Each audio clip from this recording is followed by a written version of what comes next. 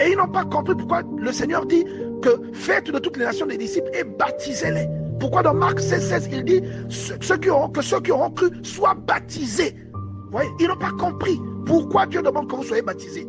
Parce que le baptême, c'est comme une clé. Vous voyez, et l'apôtre Paul demande à ses disciples-là, de quel baptême avez-vous été baptisés? Parce qu'ils ne connaissent pas le Saint-Esprit. Ils n'ont aucun fruit. Le baptême agit dans la vie de quelqu'un qui est converti comme un ensevelissement. C'est comme si vous mourrez. Lorsque vous êtes plongé dans de l'eau, c'est le symbole de la mort. Lorsque vous ressortez de l'eau, tout ce qui était en vous est resté. C'est un dépouillement. Vous voyez? Et on dit que lui qui était sans péché est allé au baptême. Il a été baptisé, ce qui préfigurait la mort et la résurrection.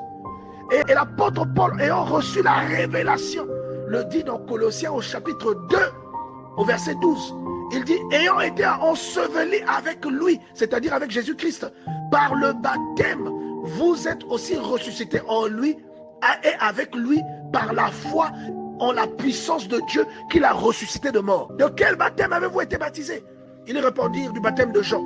Et Paul leur donne la précision, la caractéristique du baptême de Jean. Il leur dit, Jean a baptisé du baptême de repentance au peuple. Et il leur demandait de croire en celui qui venait après lui. Vous voyez, c'est-à-dire Jésus-Christ. Actes chapitre 19, verset 4. Et sur ces paroles, ils furent baptisés au nom du Seigneur Jésus. Et lorsque Paul leur eut imposé les mains, le Saint-Esprit vint sur eux. Ils parlaient en langue et prophétisaient. Lorsque nous sommes baptisés, au fond, c'est comme si nous sommes plongés en Dieu. Voilà pourquoi la Bible déclare dans Romains chapitre 6 que lorsque nous sommes baptisés en Christ. Vous voyez, nous sommes plongés, nous sommes baptisés dans sa mort. Et voilà pourquoi l'apôtre Paul dit, ne savez-vous pas que tous ceux qui ont été baptisés en Christ ont revêtu l'Esprit? Vous voyez, c'est ce que Paul dit. Tous ceux qui ont été baptisés en Christ ont revêtu l'Esprit. Donc quand vous baptisez, on vous plonge dans quelque chose. Et le symbole, c'est l'eau. Cette eau-là typifie la parole. Et c'est pourquoi vous voyez que le simple fait d'écouter la prédication, ça donne le Saint-Esprit. Exactement comme le baptême peut donner le Saint-Esprit. Vous voyez que Jésus, lorsque il a été baptisé, la Bible dit que l'Esprit est descendu. Ou les disciples de Jean, lorsqu'ils ont été baptisés, la Bible dit que Paul leur a imposé les mains, ils ont reçu le Saint-Esprit. Mais vous voyez que Corneille, il n'avait pas encore été baptisé. Il a juste entendu l'apôtre Pierre prêcher. Vous voyez, il a entendu Pierre prêcher. Le Saint-Esprit est venu sur lui. Pourquoi? Parce que la prédication, là, c'est l'eau. C'est l'eau dont le Seigneur avait parlé à la femme samaritaine.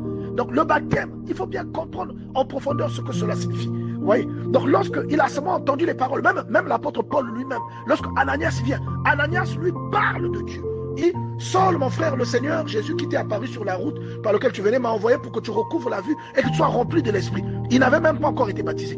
Et il avait la foi, Paul avait la foi. Lorsqu'il entend ces paroles agissent en lui comme un déclencheur. Et la Bible dit, il est rempli de l'Esprit. Il dit, pour que tu sois rempli de l'Esprit. À l'instant, les écailles tombent.